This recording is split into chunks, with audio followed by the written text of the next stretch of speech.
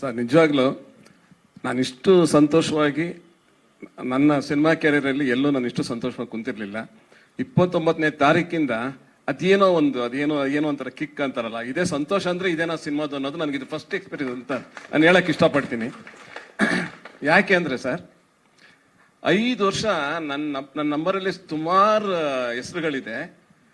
5 ವರ್ಷ ನನಗೆ ಯಾರು ಕಾಲ್ ಮಾಡಿಲ್ಲ. ಕೆಲವರು ಅಂಥವ್ರು ಫೋನ್ ಮಾಡಿ ಪಿಕ್ಚರ್ ನೋಡಿದ್ವಪ್ಪ, ಚೆನ್ನಾಗಿ ಮಾಡಿದ್ಯಾ, ಪಿಕ್ಚರ್ ಚೆನ್ನಾಗಿದೆ, ಮಾತೇ ಆಡಲ್ಲ. ಅವರು ಮಾತಾಡಿದ್ದಾರೆ.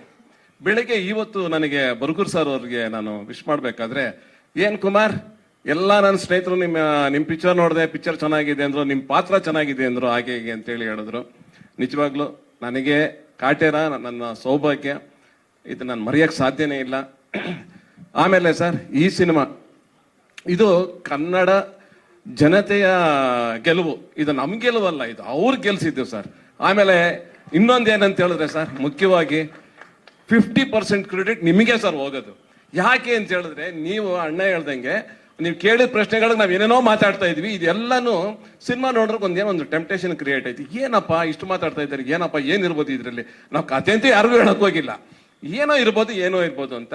ಸೊ ಸಾರ್ ಅಭಿಮಾನಿಗಳು ಮತ್ತೆ ನಿಮ್ದು ಸಾಕಷ್ಟು ಕೊಡುಗೆ ಇದೆ. ಯಾಕಂದ್ರೆ ನೋಡ್ತಾ ಇದ್ದೀನಿ ಸರ್, ಯೂಟ್ಯೂಬಲ್ಲಿ ಚಾನಲ್ಗಳಾಗ್ಬೋದು, ನಮ್ಮ ಮಾಧ್ಯಮ ಚಾನಲ್ಗಳಾಗ್ಬೋದು. ಒಟ್ಟಿನಲ್ಲಿ ಸರ್ ಸಿನಿಮಾ ಗೆದ್ದಿದೆ. ಗೆದ್ದ ಮೇಲೆ ಆ ಸಂತೋಷಕ್ಕೆ ಮಾತುಗಳು ಜಾಸ್ತಿ ಬರಲ್ಲ.